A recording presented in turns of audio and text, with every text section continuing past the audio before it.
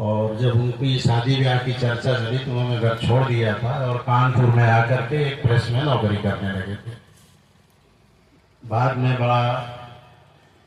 बड़ी खोजबीन हुई उनकी, अखबारों में निकलवाया गया और ये निकलवाया कि माता जी बीमार हैं, चले आइए। तो वो कानपुर से वापस चले गए और उनको घर वालों ने समझाया, चलो ठीक है, आपकी शादी ब्याह नहीं किया जाएगा, आप घर पे रहिए। धीरे धीरे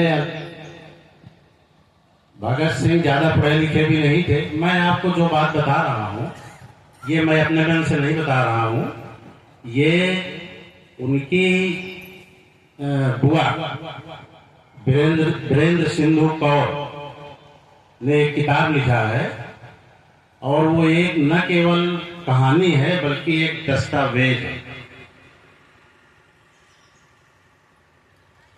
भगत सिंह ने जो अपना संगठन बनाया था उस संगठन में राजगुरु, सुखदेव, बटुकेश्वर दत्त, दुर्गा भाभी, इस तरीके से बहुत सारे लोग थे। जब सेंट्रल असेंबली में बम फेंकने की बात आई थी, मैं बहुत शार्ट में बता रहा हूं, तो उसमें बटुकेश्वर दत्त का नाम रखा गया। तो राजगुरु ने इनके ऊपर आरोप लगा दिया कि तुम कायर हो, अपना नाम बैठक से वापस ले लिए हो इसलिए कि तुम बुज़दिल हो।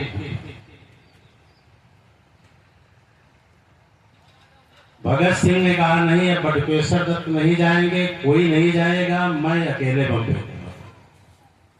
सुखदेव वगैरह, दुर्गा भाभी वगैरह ने समझाया, नहीं, वो जो निर्णय हो गया बटुकेश्वर दत्त का उन्हीं को रहने दीजिए। उन्होंने कहा, नहीं, मैं फेंकूंगा इसलिए कि हमको कायर कैसे कह दिया आपने, कैसे कह दिया कि मैं कायर हूं, इसलिए मैं फेंकूंगा। बहुत लोगों ने समझाया लेकिन वो नहीं माना और सेंट्रल असेंबली में पटाखे नुमा बम फोके, जिससे आवाज आई, कोई घायल वायल नहीं हुआ।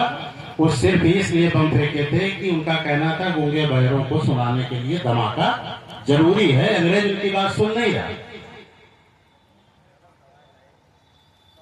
गिरफ्तारी दी उन्होंने जानबूझ करके, भागे भी नहीं, उन पर मुकदमा चला। मुकदमे में जो बात उन्होंने पत्र लिखा जज को, वो एक बहुत ही सराहनीय है और जानने योग्य है। यहाँ तमाम वकील भी बैठे होंगे, जान लें। उन्होंने लिखा जज को कि मैंने बम फेंका है, ये सही है, लेकिन मेरे पास जो पिस्तौल दिखाई जा रही है ये गलत है और मेरे बम फेंकने का उद्देश्य जान लिया जाए तभी मेरे बारे में सजा का ऐलान किया जाए, क्योंकि बगैर उद्देश्य के जाने अगर किसी अपराध की सजा दे दी जाती है तो जितने दूर के कभी हुए हैं, चाहे वो सूरदास हो,